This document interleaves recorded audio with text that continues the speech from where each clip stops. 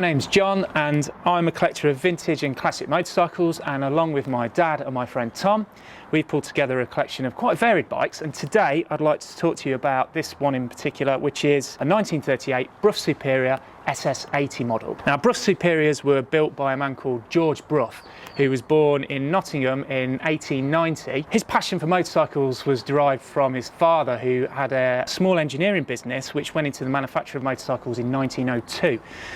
Young George was very keen to work with his father, and actually at the age of just 16 began riding his dad's bikes in sort of long distance trials, which back in the beginning of the 20th century were very important for manufacturers to be able to prove the reliability and quality of their bikes. George was very competitive in these and actually won a lot of trophies and medals. He was the first man to win the London to Edinburgh and back trial 3 years on the trot, which meant he get to keep the trophy. So that was 1910, 11 and 12.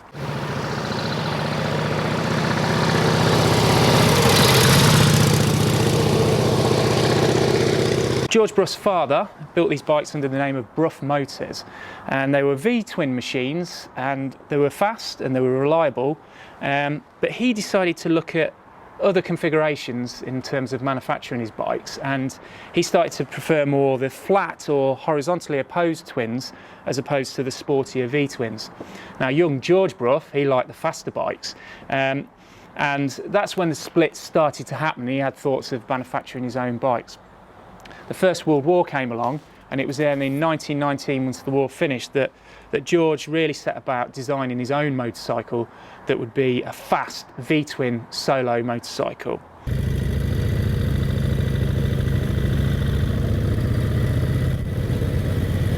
So riding these Broughs, it's an incredible experience. They're very low revving, big V-twin. It doesn't require you to change gear very often.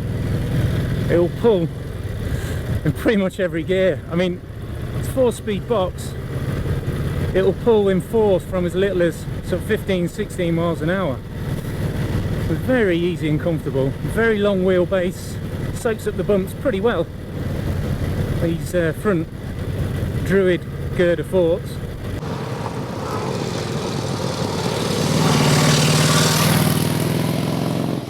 He enlisted the help of Ike Webb and Harold Carslake to help him design his first bike, and also a good friend of his, a guy called Jack Montgomery, whose family had a big engineering company in Coventry in England, and it was actually in Coventry that they built the first prototype, or the first ever Brough motorcycle.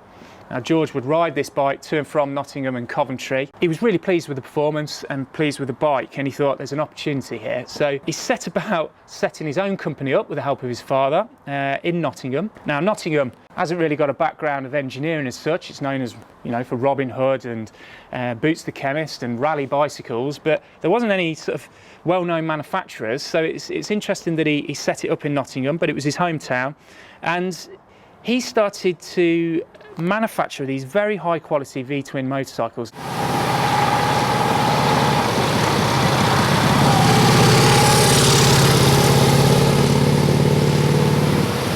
Towards the end of 1919, George is very happy with his prototype, or his first bike, but he needs a name.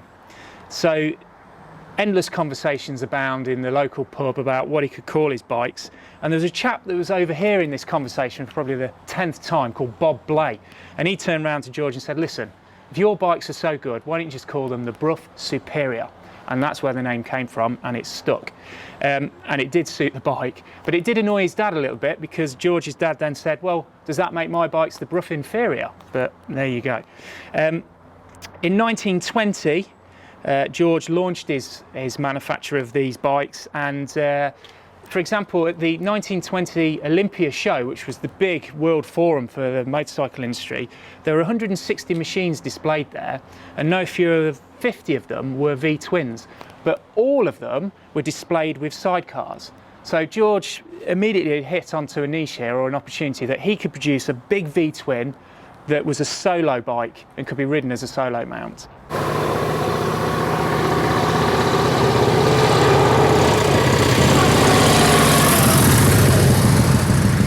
During the 1920s, George began to build a fantastic reputation for constructing and designing and manufacturing the highest quality bikes available at the time. They were very expensive, in fact the most expensive bikes you could purchase, but they had great success in attaining many gold cups and medals in endurance events, and also lots of speed records along the way, particularly successful at Brooklands and other venues similar to that.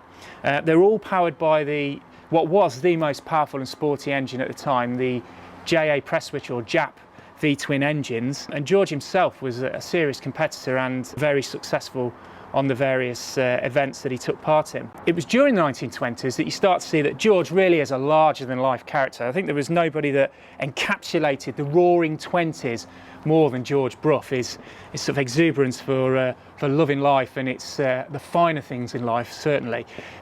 He even came out with a marketing statement that his motorbikes were the Rolls-Royce of motorcycles. He hadn't spoken to Rolls-Royce about this, and they weren't too impressed when he started putting this on his literature until he invited them down to the factory at Nottingham, where he'd got all his chaps to wear white coats and white gloves and construct the bikes in a meticulous way, where then the man from Rolls-Royce simply said, yep, they are the Rolls-Royce of motorcycles, we're happy for you to use that. And he continued to use that right through until the 1939 season. So moving through to the 1930s, George was still sourcing engines from JA Prestwich, but there were some reliability issues with those engines in the end, and by 1935 he ceased trading with those guys and started to get an engine from Matchless. Now Matchless is a well-established British company as well, established in the 1890s, and have been manufacturing motorcycles from the very first days, the Collier brothers and their father that were producing them. Now this particular model was launched in 1935, and it's the SS80 using a Matchless engine called the MX80, which was used on Matchless motorcycles and AJS motorcycles from as early as 1930. It was proven to be a very reliable engine, very durable, and was perfect for George to use on this particular model. So this engine is a 50-degree 990cc V-twin engine. It's a side valve engine fed from a single carburettor into both heads, and is driven by a 4-speed gearbox, which is 1 up, 3 down. Now the Matchless engine was proven to be very reliable, but George did have these made to his particular specifications, so they're not identical to the ones that were in the other bikes. So for example, the main one is that the timing cover here is facing the other direction, so that the magneto and dynamo, which provide the ignition spark and charging for the battery, are placed in front of the engine. The AJS and Matchless models had it positioned up here. That made their frames, particularly on the AJS, quite long, and this allowed George to bring the wheelbase in slightly, so it's more suitable for solo riding as well as sidecar. He also specified particular pistons, a slightly higher compression ratio, and there were some changes to the camshaft that gave it that different performance characteristics that he would prefer in a bike of this quality. And George Brough actually marketed this bike as the quietest V-twin on the market, and it is very refined. So, you know, it wasn't meant to be an out-and-out sporting bike at all, and it isn't, but it is just that gentleman's grand tourer with more than enough power, but nice refinement to go with it. Other changes also included different specification to the conrods and also the flywheel, but the main one as well was also this different configuration for the exhaust and the silencer, where it went into this single large cylindrical tailpipe, which aided performance and got rid of the gases more efficiently. So moving on to the control features of the Brough, it's very clean lines that we used up here. So we've got these inverted lever on the end here, which is for the front brake. That keeps the cable hidden and coming out further down. You've got throttle, got this small Bakelite ring, which is an early form of plastic which was used on a lot of products in the early 20th century. Horn in the middle there, across to your steering damper, which is again Bakelite in the middle. Speedometer, ammeter, lights on and off there on the rear of the headlight. We've then got a standard lever for your clutch, a small Bakelite ring here which is for the dip switch for your headlamp. The advance and retard for the ignition on this, instead of being on a lever like many bikes, is actually on the grip here, which you move forward and back for your advance and retard. And then finally, valve compression lever, which is an inverted lever on the end there. To keep the handlebars clean, the choke is actually positioned down here on the rear of the frame, and that controls the choke or air lever for the carburettor there. So the gear change is on the right hand side of this bike, which is where it was on all British machines of this period. It's a foot change, it's 1 up and then 3 down, 4-speed gearbox, and it's got this handy little indicator here with a little mark on the casing that shows when it's in neutral. The rear brake is controlled by a foot pedal, which is on the left hand side. Starting procedure on the Brough is make sure the fuel is on, plenty of fuel in the float bowl, tickle the carb, loads in there. Choke or air lever, we'll close the choke off. Get the advance and retard exactly where we want it. Get it to the top, using the valve lifter, give her a big kick, bit of throttle.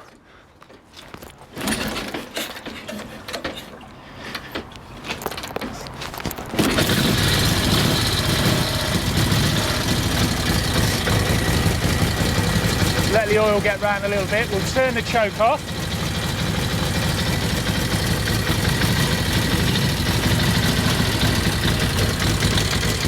Very cold. What we'll also do is just check that the oil is circulating properly around the engine.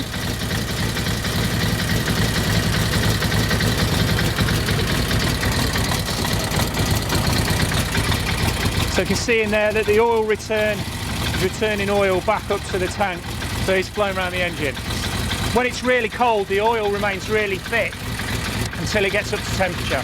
So you just keep the revs nice and low.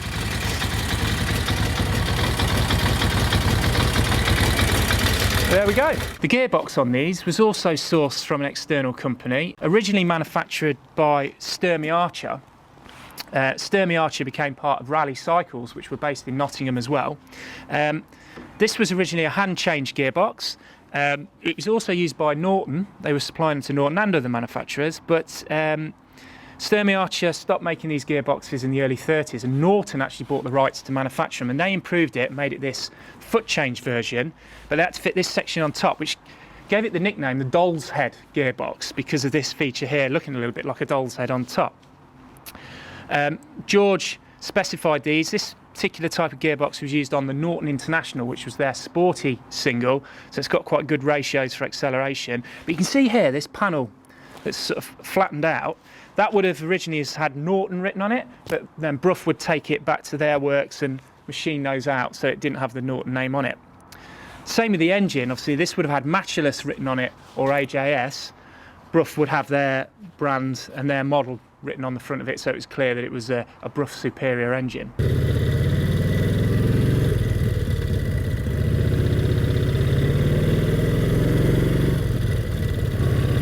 So we're up into third there, plenty of beans, slipper into fourth, happy days. That should be good all the way up to 85 if you wanted to go that far.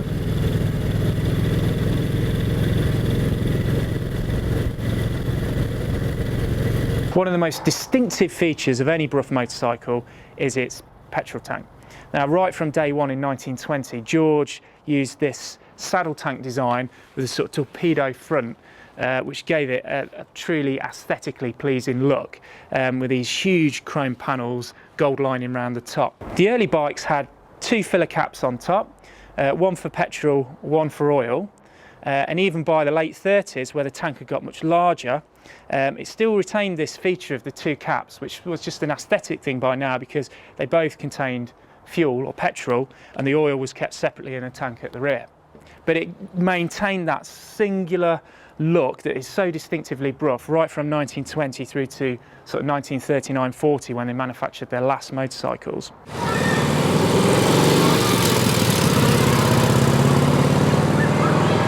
These tanks were very expensive to produce. Instead of the sort of saddle tanks that you saw on other bikes, which were made by pressing and then soldering together, these were made by handmade by individual components that were beaten into shape by the Midland Sheet Metal Company. And there was a chap there that apparently made most of these tanks himself, a guy called Mr. Jude. So well done, Mr. Jude. They look excellent. Also got these knee rubbers on the side here, which give it that look, and this huge 18-inch pan saddle. So very big, very comfortable, but it made a, as the motorcycle magazine at the time called, when they test rode this in 35, a touring motorcycle of great refinement. So this is a single down tube frame bike with rigid or hardtail rear end, a large 8-inch Royal Enfield sourced brake on the rear there. Again, large Royal Enfield brake on the front as well, with girder forks, Druid girder forks, which sprung in the middle there, pivot on the 2 points as usual, with a damper there to soften or harden the ride accordingly. Accompanied with these large Valence touring mudguards, front and rear, and then these saddlebags or pannier bags for your toolkit and your sandwiches when you're out riding. Now, the press at the time described this bike as a large touring motorcycle of great refinement, and it certainly was. The one thing to remember with these Broughs though is that they are a long wheelbase. They're great in a straight line. You just got to measure the corner up before you get to it. They don't turn in as sharply as a 500 single wheel, but once you get the hang of it, they're great. So one of the things I did when we acquired this bike was to try and learn as much as I could about Brough Superior and the bikes that they made. So this book in particular is absolutely super. I can recommend this, by Peter Miller, Brough Superior, The Complete Story. It's the encyclopedia of Brough, the company, the man, the characters behind it. Absolutely superb. Gives the full story of what they achieved and what they made over the years. Right from their first bikes in 1920 with George there, on his first Brough Superior, right through to the very end where he was trying to manufacture motor cars. There's even a huge section here on Lawrence of Arabia at the back. So all the great characters, all the technical detail you should need. So this bike, like many of the time, was available with various extras. So the price of this bike in its standard form was £99 in 1938. But you could also obviously specify if you wanted a rear wheel driven speedometer, which this one's got. That was an extra £3.10. Carrier at the rear, an extra £1. Folding pillion footrests, which this one's got, 12 shillings 6pence. Your aluminium number plates, front and rear, again, extra 17 shillings 6pence. Prop stand, so on and so forth. So they reckon that because these were made in such low volumes that no two Broughs were really the same, and if one was, then it must be a replica.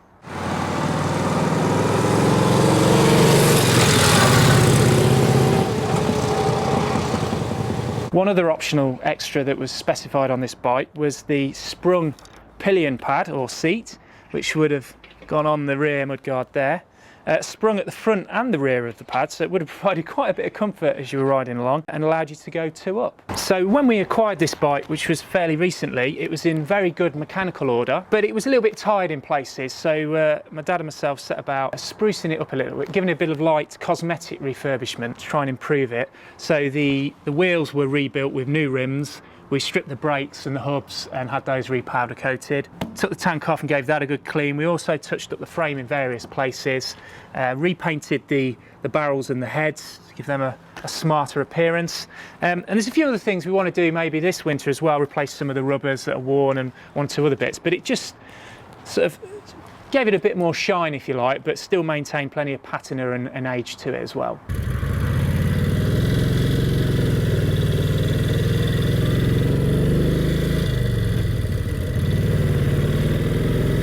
It does pull well.